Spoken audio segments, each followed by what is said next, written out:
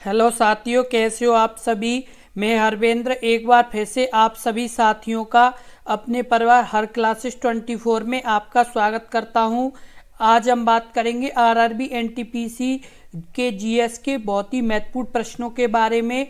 ये हम लगातार जीएस के प्रैक्टिस सेट अपने इसी यूट्यूब चैनल हर क्लासेस 24 पर अपलोड कर रहे हैं। तो जितने भी साथी आरआरबी एनटीपीसी की एग्ज़ाम की तैयारी कर रहे हैं वो सभी साथी इस वीडियो को बहुत ही ध्यानपूर्वक से देखें। और जिन्होंने अभी तक सभी प्रैक्टिस सेट सॉल्व नहीं किए हैं तो वो हमने इस वीडियो के डिस्क्रिप्शन में लिंक दे दिया प्लेलिस्ट का, तो उसमें जा कर के उन्हें भी आप सॉल्व कर सकते हैं। अब बात करेंगे पहले प्रश्न के बारे में। गांधी जी को ब्रिटिश ने कौन सी उपाधि प्रदान की थी और जो उनके द्वारा त्याग दी गई थी।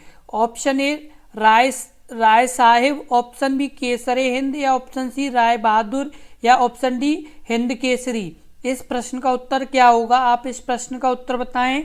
इस प्रश्न का उत्तर क्या होगा, गांधी जी को ब्रिटिश ने कौन सी उपाधि प्रदान की थी जो उनके द्वारा त्याग दी गई थी। इस प्रश्न का उत्तर क्या होगा, इस प्रश्न का उत्तर होगा ऑप्शन बी केसरे हिंद। कौन सी उपाधि उन्होंने त्याग दी थी, केसरे हिंद। ये केसरे हिंद क्यों उपाधि महात्मा गांधी ने त्यागी थी और इन्हें क्यों मिली थी। यह उपाधि उन्हें प्रथम विश्व युद्ध के दौरान लोगों को सेना में भर्ती होने के लिए प्रोत्साहित करने के लिए दी गई थी। और इसे इसके कारण लोगों ने गांधी को भर्ती कराने वाला सार्जेंट कहना शुरू किया था। किसके कारण, इन्होंने भारत के लोगों को प्रथम विश्व युद्ध के दौरान भर्ती कराने की वो प्रोत्साहित किया था। तो इसके लिए इन्हें क्या कहा था, सार्जेंट कहा था।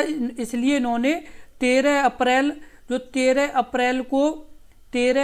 को क्या हुआ था 1919 को 13 अप्रैल 1919 को जलियांवाला बाग हत्याकांड हुआ था।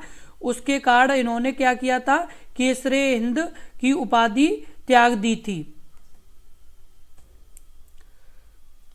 अगला प्रश्न नंबर 2।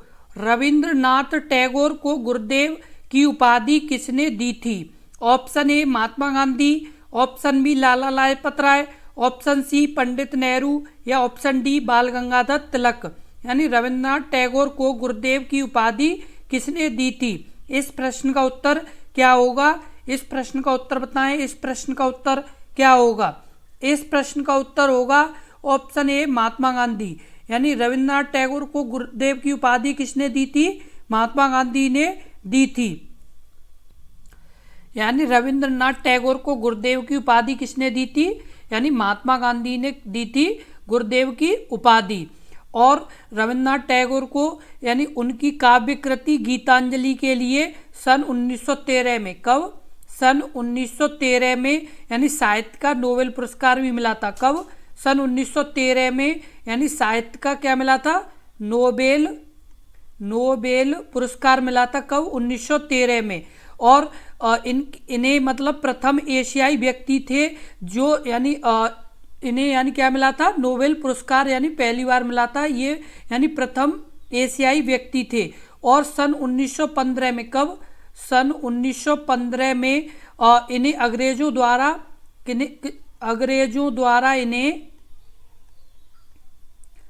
सर की उपाधि दी गई थी। किसकी उपाधि दी गई थी, अंग्रेजों द्वारा सर की उपाधि दी गई थी रविंद्रनाथ टैगोर को। कब, 1915 में। 1913 में नोबेल पुरस्कार मिला था और 1915 में सर की उपाधि अंग्रेजों के द्वारा रविंद्रनाथ टैगोर को दी गई थी। अगला प्रश्न नंबर 3। किसने कहा था तुम मुझे खून दो मैं तुम्हें आज़ादी दूंगा। Option A Jawaharlal Nehru, option B Chandrashekhar Azad, option C Mahatma Gandhi, option D Subhash Chandra Bose. किसने कहा था तुम मुझे खून दो मैं तुम्हें आज़ादी दूंगा। इस प्रश्न का उत्तर क्या होगा, इस प्रश्न का उत्तर होगा ऑप्शन डी सुभाष चंद्र बोस। किसने कहा था, सुभाष चंद्र बोस ने कहा था तुम मुझे खून दो मैं तुम्हें क्या दूंगा, आज़ादी दूंगा। ये किसने नारा दिया था, सुभाष चंद्र बोस ने ये नारा दिया था। अगला प्रश्न, प्रश्न नंबर 4, भारत की आज़ादी की लड़ाई के दौरान करो या मरो का नारा किसने दिया था? Option A Veer Savarkar, option B Mahatma Gandhi, option C Netaji Subhash Chandra Bose या ऑप्शन डी सुब्रमण्यम भारती। इस प्रश्न का उत्तर बताएं। इस प्रश्न का उत्तर क्या होगा? इस प्रश्न का उत्तर होगा ऑप्शन बी महात्मा गांधी। यानी भारत की आज़ादी की लड़ाई के दौरान करो या मरो का नारा किसने दिया था? महात्मा गांधी ने दिया था। और 8 अगस्त, कब? 8 अगस्त 1942 को, कब? 8 अगस्त 1942 को भारत छोड़ो का प्रस्ताव पारित किया था। क्या किया था? यानी भारत छोड़ो का प्रस्ताव पारित किया था, जिसमें करो या मरो का नारा दिया था। किसमें दिया था?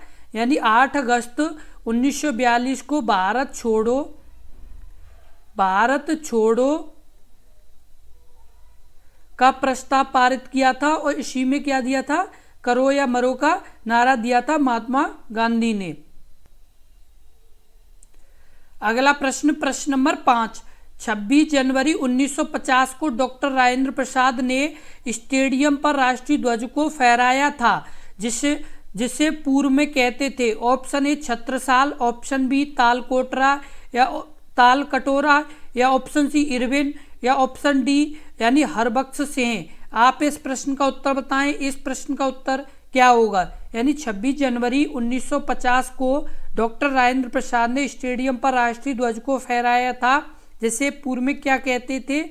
इस प्रश्न का उत्तर क्या होगा? इस प्रश्न का उत्तर बताएं। इस प्रश्न का उत्तर क्या होगा? इस प्रश्न का उत्तर होगा ऑप्शन सी यानी इरविन। क्या कहते थे? यानी इरविन कहते थे, जिसे पूर्व में, जिसे अब नेशनल स्टेडियम के नाम से जाना जाता है। किसके नाम से? नेशनल स्टेडियम के नाम से जाना जाता है। किसे? यानी इरविन स्टेडियम को किसके नाम से जाना जाता है? नेशनल स्टेडियम के नाम से जाना जाता है, जहां भारत के राष्ट्रपति राजेंद्र प्रसाद ने यानी राष्ट्रीय ध्वज फहराया था। इसके पश्चात यानी 1954 तक गणतंत्र दिवस समारोह कभी इरविन स्टेडियम, कभी यानी किंग्स राजपथ यानी लाल किला और रामलीला मैदान में मनाया जाता था। और राजपथ पर इस परंपरा की शुरुआत 1955 में हुई थी। कब हुई थी? 1955 में यानी इस परंपरा की शुरुआत हुई थी राजपथ पर यानी फहराने की। यानी राजपथ पर जो फहराने की यानी शुरुआत हुई थी वो कब हुई थी? 1955 से हुई थी। इससे पहले तो यानी आपके इरविन स्टेडियम में सबसे पहली बार यानी 26 जनवरी 1950 को यानी फहराया गया था, जिसे नेशनल स्टेडियम के नाम से जाना जाता है। और 1955 से यानी राजपथ पर फहराया जाने लगा है। अगला प्रश्न, प्रश्न नंबर यानी 6, स्वतंत्रता के समय भारत में कितने रजवाड़े थे? Option A 490, option B 418, option C 347, option D यानी 565। इस प्रश्न का उत्तर क्या होगा? आप इस प्रश्न का उत्तर बताएं। इस प्रश्न का उत्तर क्या होगा? इस प्रश्न का उत्तर बताएं। इस प्रश्न का उत्तर होगा ऑप्शन डी यानी 565। स्वतंत्रता के समय भारत में कुल कितने रजवाड़े थे? 565 थे। कितने थे? कुल 565 थे, जिसे सरदार पटेल ने यानी जो उप प्रधानमंत्री थे उन्होंने मतलब जैसे जूनागढ़, हैदराबाद और कश्मीर को छोड़कर किसे जूनागढ़ और हैदराबाद और कश्मीर को छोड़कर 562 रियासत ने स्वेच्छा से भारतीय परिसंघ में शामिल होने की स्वीकृति दी थी। कितने? 562 ने यानी स्वेच्छा से यानी स्वीकृति दी थी कि हम भारतीय संघ में शामिल यानी परिसंघ में शामिल होंगे। जबकि जूनागढ़ को सैन्य कार्रवाई यानी जूनागढ़ को कैसे यानी सैन्य कार्रवाई के द्वारा और आपके हैदराबाद को ऑपरेशन पोलो के द्वारा, किसके द्वारा? ऑपरेशन यानी पोलो के द्वारा किसे? हैदराबाद को। और कश्मीर को यानी किसको, कश्मीर को, यानी जो जम्मू कश्मीर है उसे राजा हरि सिंह के अधिमलन पत्र पर हस्ताक्षर द्वारा, किसे, यानी राजा हरि सिंह, क्या नाम था उनका, राजा हरि सिंह, हरि सिंह के अधिमिलन पत्र के द्वारा, यानी पत्र पर जैसे हस्ताक्षर के द्वारा शामिल किया गया था, किसे, कश्मीर को। और जूनागढ़ को सैन्य कार्रवाई के द्वारा और हैदराबाद को पोलो अभियान के द्वारा यानी शामिल किया गया था।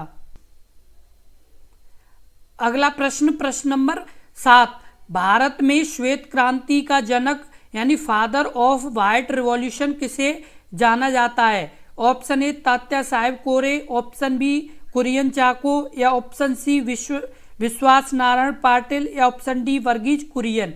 आप इस प्रश्न का उत्तर बताएं। इस प्रश्न का उत्तर क्या होगा? आप इस प्रश्न का उत्तर बताएं। इस प्रश्न का उत्तर क्या होगा? इस प्रश्न का उत्तर होगा ऑप्शन डी वर्गीज कुरियन। क्या होगा उस प्रश्न का उत्तर? वर्गीज कुरियन को यानी श्वेत क्रांति का जनक कहा जाता है। श्वेत क्रांति की शुरुआत कब हुई थी? 1970 में। कब हुई थी? 1970 में, यानी श्वेत क्रांति की शुरुआत हुई थी, जिसे ऑपरेशन फ्लड भी कहा जाता है। क्या कहा जाता है? जिसे ऑपरेशन यानी फ्लड भी कहा जाता है। क्या कहा जाता है? जिसे ऑपरेशन फ्लड भी कहा जाता है श्वेत क्रांति को। और इसकी शुरुआत कब हुई थी? 1970 में हुई थी। जिसके जनक कौन थे? यानी वर्गीज कुरियन। कृपया आगे वीडियो देखने से पहले एक बार अपने इस YouTube चैनल हर क्लासेस 24 को जरूर सब्सक्राइब कर लें, क्योंकि इसी तरह के बहुत ही महत्वपूर्ण प्रश्नों की वीडियो अपने इसी YouTube चैनल पर लगातार अपलोड की जाएगी, जो आपके RRB NTPC एग्जाम के लिए बहुत ही महत्वपूर्ण होंगी। तो जितने भी साथी यानी इस वीडियो को देख रहे हैं, यदि उन्होंने यानी इस चैनल को सब्सक्राइब नहीं किया है तो एक बार जरूर सब्सक्राइब कर लें और एक बार वीडियो को शेयर जरूर कर दें। अगला प्रश्न, प्रश्न नंबर 8, जवाहर रोजगार योजना का प्रारंभ कब हुआ? यानी जवाहर रोजगार योजना यानी कब प्रारंभ हुई थी? ऑप्शन ए 1 अप्रैल 1998, ऑप्शन बी 1 अप्रैल 1989, ऑप्शन सी 1 अप्रैल 1977, या ऑप्शन डी 1 अप्रैल 2012। आप इस प्रश्न का उत्तर बताएं। इस प्रश्न का उत्तर क्या होगा? इस प्रश्न का उत्तर बताएं। इस प्रश्न का उत्तर क्या होगा? इस प्रश्न का उत्तर होगा ऑप्शन बी 1 अप्रैल 1989। यानी जवाहर रोजगार योजना कब प्रारंभ हुई थी? 1 अप्रैल 1989 को प्रारंभ हुई थी। और जिसका यानी मुख्य उद्देश्य क्या था? यानी जिसका लक्ष्य क्या था? इसका लक्ष्य था गरीबी रेखा से नीचे रहने वाले लोगों को 90 से यानी 100 दिन तक रोजगार उपलब्ध कराना। यानी जो गरीबी रेखा से नीचे जैसे लोग रहे यानी हैं भारत में, उन्हें 90 से कितने यानी 90 से 100 दिन का यानी क्या कराना? रोजगार प्रदान कराना। किस योजना का? यानी जवाहर रोजगार योजना का। इसकी शुरुआत कब हुई थी? इसकी हुई थी 1 अप्रैल 1989 को इसकी शुरुआत हुई थी। जिसका काम था यानी जो गरीबी रेखा से नीचे लोग हैं उन्हें 90 से 100 दिन का यानी क्या? रोजगार प्रदान कराना। अगला प्रश्न, प्रश्न नंबर 9, अंतर्राष्ट्रीय महिला दिवस हर साल मार्च को मनाया जाता है। ऑप्शन ए 6 मार्च, ऑप्शन बी 8 मार्च, ऑप्शन सी 7 मार्च, या ऑप्शन डी 9 मार्च। आप इस प्रश्न का उत्तर बताएं। इस प्रश्न का उत्तर क्या होगा? इस प्रश्न का उत्तर बताएं जल्दी से। इस प्रश्न का उत्तर क्या होगा? इस प्रश्न का उत्तर होगा ऑप्शन बी यानी 8 मार्च। अंतर्राष्ट्रीय महिला दिवस यानी हर साल मार्च में मनाया जाता है। इस प्रश्न का उत्तर सही होगा, यानी 8 मार्च को मनाया जाता है। अंतर्राष्ट्रीय जो महिला दिवस है वो हर साल यानी कब मनाया जाता है? 8 मार्च को। विश्व के यानी विभिन्न क्षेत्रों में महिलाओं के प्रति सम्मान, प्रशंसा और प्रकट करते हुए इस दिन को महिलाओं के आर्थिक, राजनीतिक और सामाजिक उपलब्धियों के उपलक्ष्य में इसे यानी उत्सव के तौर पर मनाया जाता है। किसके तौर पर? यानी उत्सव के तौर पर, यानी 8 मार्च को इसे मनाया जाता है।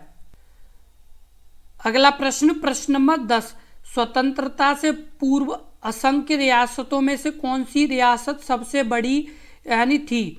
Option A Hyderabad, option B Travancore, option C Cochin, या ऑप्शन डी पुदुकोट्टई। आप इस प्रश्न का उत्तर बताएं। इस प्रश्न का उत्तर क्या होगा? यानी स्वतंत्रता से पूर्व असंख्य रियासतों में से कौन सी रियासत सबसे बड़ी थी? इस प्रश्न का उत्तर क्या होगा? इस प्रश्न का उत्तर होगा ऑप्शन ए यानी हैदराबाद। कौन थी यानी सबसे बड़ी, यानी हैदराबाद रियासत थी जिसे 1724 ईस्वी में यानी चिनकिलिच खां ने हैदराबाद स्वतंत्र राज्य की स्थापना की थी। कब?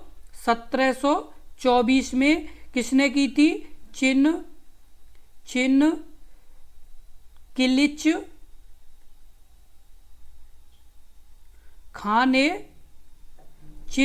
खां ने कब की थी? 1724 में, यानी हैदराबाद में स्वतंत्र राज्य की स्थापना की थी। उसे प्रायः निजाम मुल्क के नाम से जाना जाता है। किसके नाम से भी जाना जाता है? निजाम मुल्क के नाम से भी यानी जाना जाता है।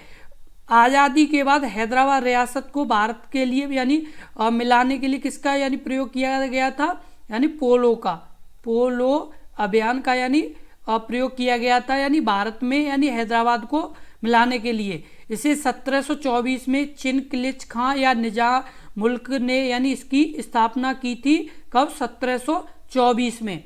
इसी तरह के बहुत ही महत्वपूर्ण प्रश्नों की लगातार वीडियो देखने के लिए अपने इस परिवार हर क्लासेस 24 को जरूर सब्सक्राइब कर लें, क्योंकि इसी तरह के प्रश्न आपके आरआरबी एनटीपीसी एग्जाम में पूछे जाएंगे। तो जितने भी साथी आरआरबी एनटीपीसी एग्जाम की तैयारी कर रहे हैं वो सभी साथी इस वीडियो को अच्छे से देखें और साथ के साथ इस वीडियो को शेयर जरूर कर दें। और यदि आपने अभी तक अपने इस YouTube चैनल हर क्लासेस 24 को सब्सक्राइब नहीं किया तो ज़रूर सब्सक्राइब कर लें, क्योंकि इसी तरह के बहुत ही महत्वपूर्ण प्रश्न आपको लगातार मिलते रहेंगे।